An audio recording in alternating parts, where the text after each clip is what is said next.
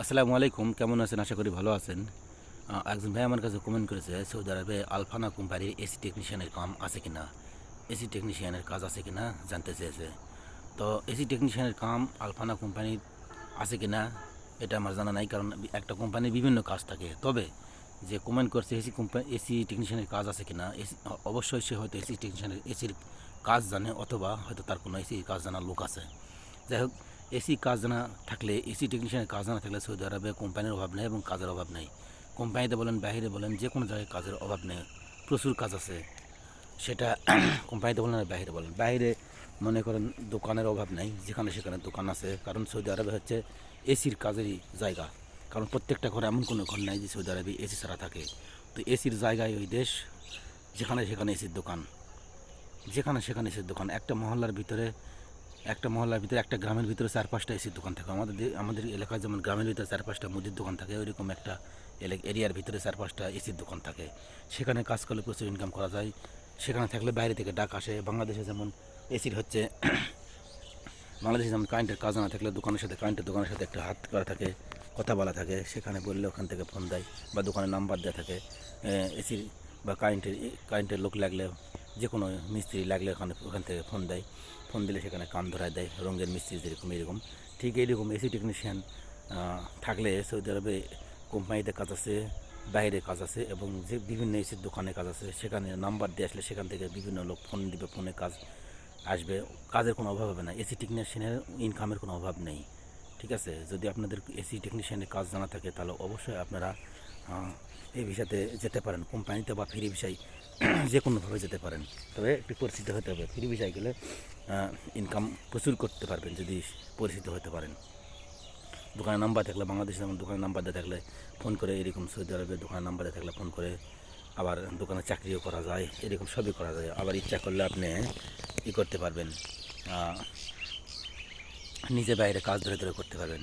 Number দিলেন, বিভিন্ন জায়গার নাম্বার দিলেন, মহলায় মানে কার্ড বানিয়ে নাম্বার দিলেন, সেখান থেকে ফোন দেবে। এরকম প্রচুর কাজ হয়।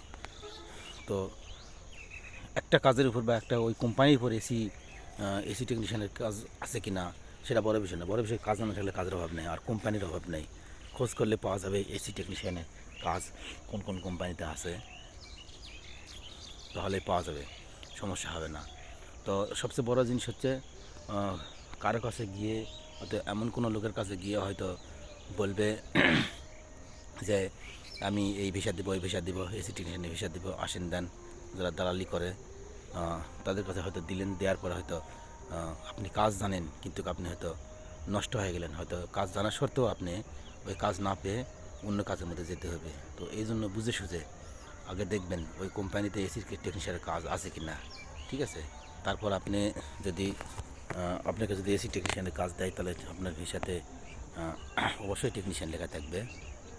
অভিজ্ঞতায় মানে এক কথায় ইন্টারভিউ দিয়ে গেলে আপনি অবশ্যই টেকনিশিয়ান হিসাবে ডাইরেক্ট ঢুকতে পারবেন।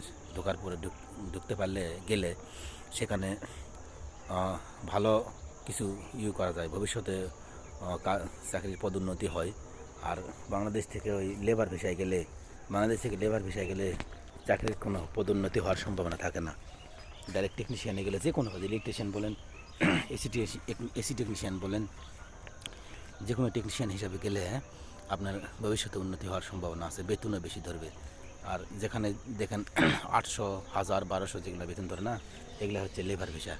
এখান থেকে গেলে ওই অভিজ্ঞতায় আপনার টেকনিশিয়ান বানাবে, সুপারভাইজার বানাবে, সেই বানাবে, এটা বহুত দেরি। কিন্তু আপনি টেকনিশিয়ান হিসাবে ঢুকলে আপনি অতি তাড়াতাড়ি উপরে যাওয়ার সম্ভাবনা আছে, মানে পদোন্নতি হওয়ার সম্ভাবনা আছে। টেকনিশিয়ান থেকে উপরে সুপারভাইজার থেকে ফোরম্যান, এরকম অনেক কিছু হতে পারবেন। তো বিশেষ করে সবচেয়ে বড় কথা হচ্ছে, যদি আপনারা কোম্পানিতে যান, যাচাই করে যাবেন ওই কোম্পানিতে ওই কাজ আছে কিনা। আর যে দালাল হাতে যাবেন, সেই দালাল ভালো কিনা মন্দ কিনা সেই এলাকাতে খোঁজ নেবেন। সেকেন্ড কথা হচ্ছে, ফ্রি ভিসাতে গেলে অবশ্যই জানাশোনা যারা এসির মাধ্যমে কাজ জানে, যারা জানাশোনা হয়তো আছে, সেই সব লোকের হাতে যাবেন। তাহলে ভবিষ্যতে গিয়ে প্রথম বর্ষ থেকে আপনার অভিজ্ঞতা কাজে লাগবে এবং ভালো কিছু ফলাফল করতে পারবেন। আশা করি বুঝাতে পারছেন।